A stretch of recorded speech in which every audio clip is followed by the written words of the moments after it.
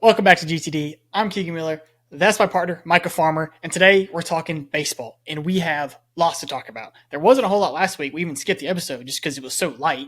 But this week it's like And also bang, because we bang, didn't have boom. time to record. Well, that too. And then the recording we did have got corrupted. Anyways, It did. technical difficulties that hopefully won't happen this episode.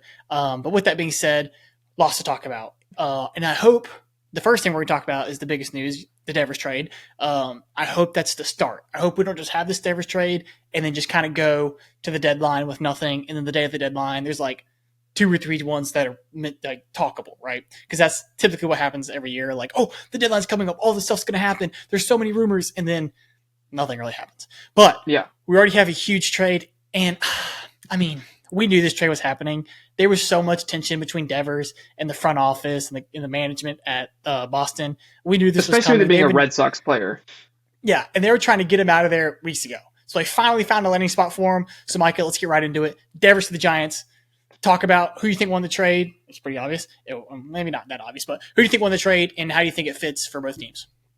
Well, I think that the Giants absolutely won this trade because they got a Devers that is actually willing to play now. He said he is willing to play first base if the Giants commit to him as their first baseman in the future, which I think is reasonable. I think it's a reasonable ask from Devers. Giants said, yep, we'll do that. So Rafael Devers now finding a new home in San Francisco. I think he'll be great there. We'll see a lot of baseballs hit into the cove by him. So that'll be neat. And if you're the Red Sox, this has got to feel like Mookie Betts 2.0. You get Jordan Hicks and Kyle Harrison, which whoopee. You get James Tibbs the third, which is like a decent prospect, a solid prospect if you're the Red Sox. You got a kind of good young core there. You got Christian Campbell, who's actually optioned back down today, so tough for Christian Campbell. But James Tibbs coming up, so guy in the future at least, and then Jose Bayo, another guy who maybe you could have something in the future there. But apparently the Red Sox initially were like, give us Bryce Eldridge, your top prospect at first base, because Rafael Devers is sick and we want your top prospect. And Buster Posey and the Giants are like, nah. And the Red Sox are like, all right then, and just gave this to them anyway. So interesting negotiation tactic there by Boston. And I don't know if you've seen the theory that this was so Liverpool could sign a player and Fenway Sports could save the money on Devers to sign this guy to Liverpool whose name escapes me right now. But if that's true, what do you think about that?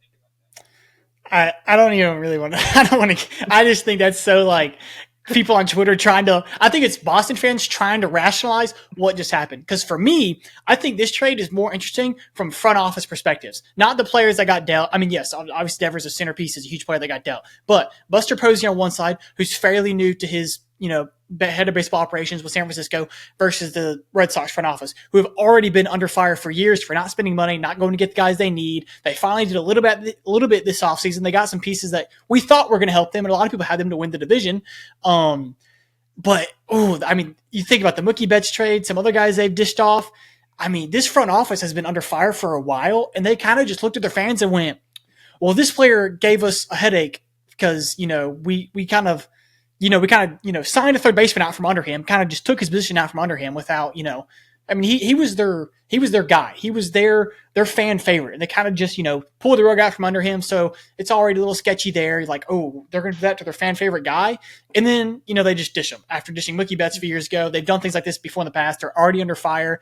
Congratulations, Buster Posey. He's doing an incredible job over there with the Giants. Yes, love Buster Great Posey. fit for that so far. Looks like it's going to work out perfectly for them. But this offseason is going to be interesting just with the front office scenes that happen and how they're going to try to win their fan base back. They're going to have to go spend money. Yes, they got Bregman and Bueller and some other guys. And Bregman, he's in an option right now. So is the team going to pick up his option and pay him? Or I think he has the option. I believe. I'm not sure who has the option. But are they going to pick up the option? Are they going to extend him? That's what they should be looking to do, especially now that you don't have Devers to fall back onto, which would have been a bad plan anyways, because we saw what already tried to happen there when you had a first baseman go down.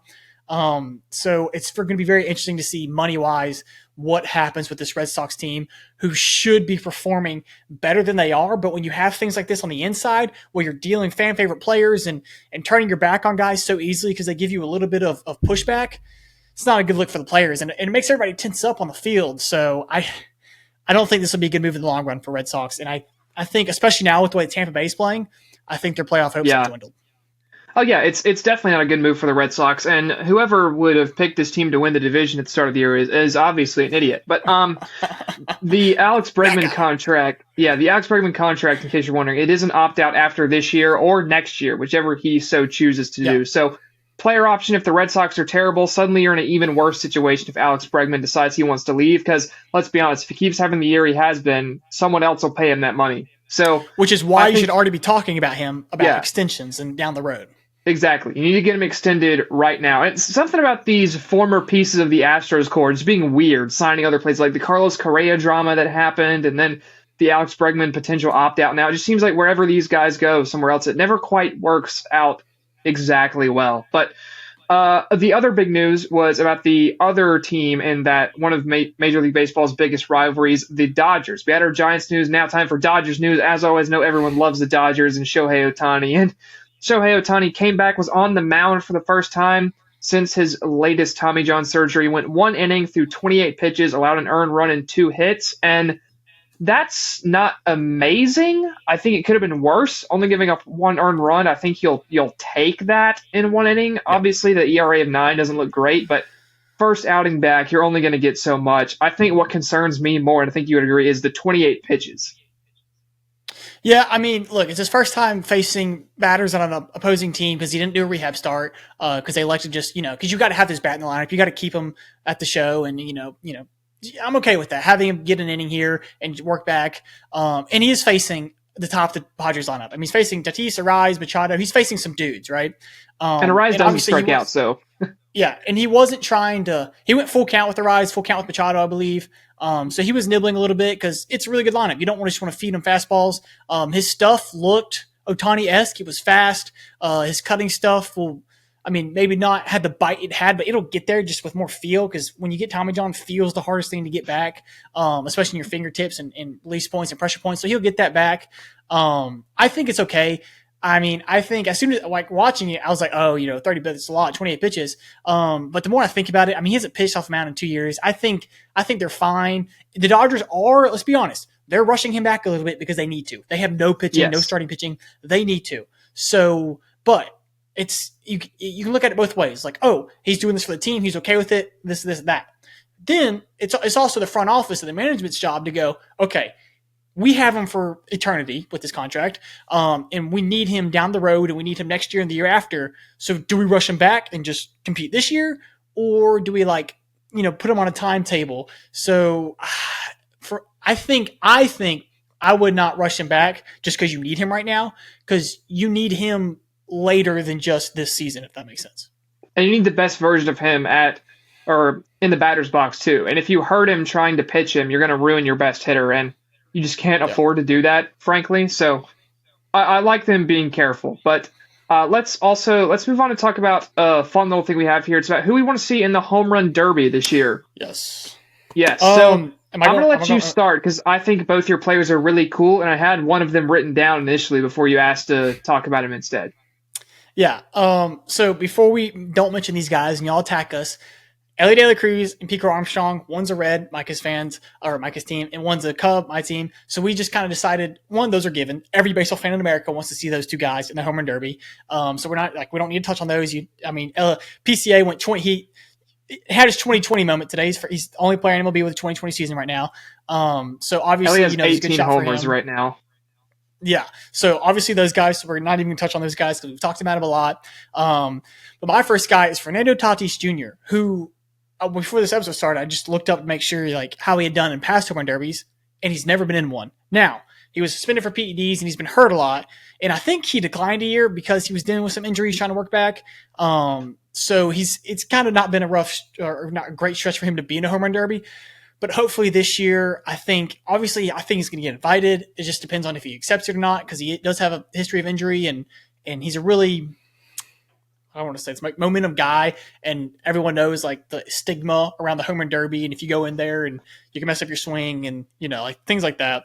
But he's never been in one, and he's an electric player, and I'd love to see how far he can just hit moonshots. So Fernando Tatis Jr., I hope I get to see him in the home run derby this year. Who's your number one guy you want to see?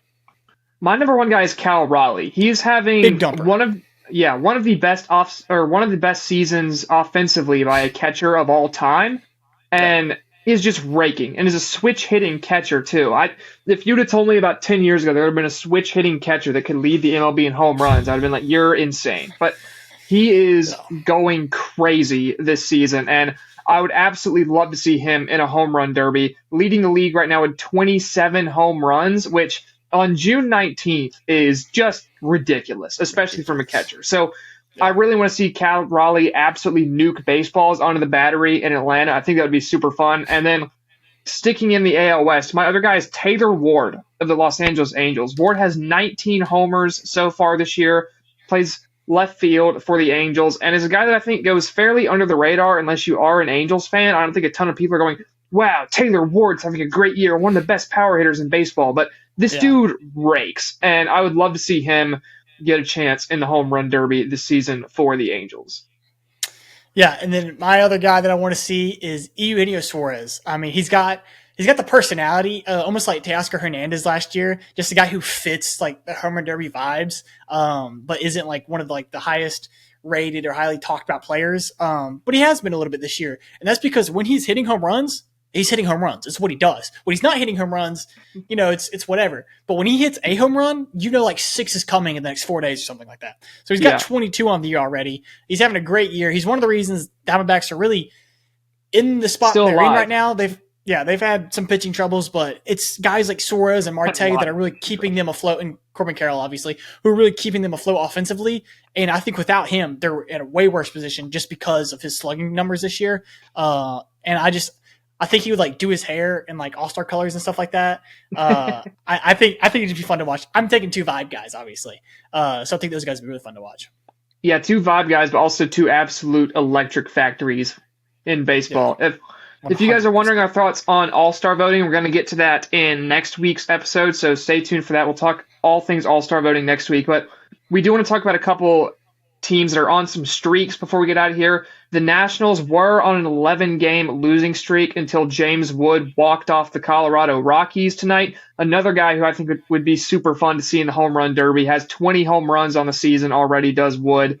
Great power speed combo for the Nationals, another young star.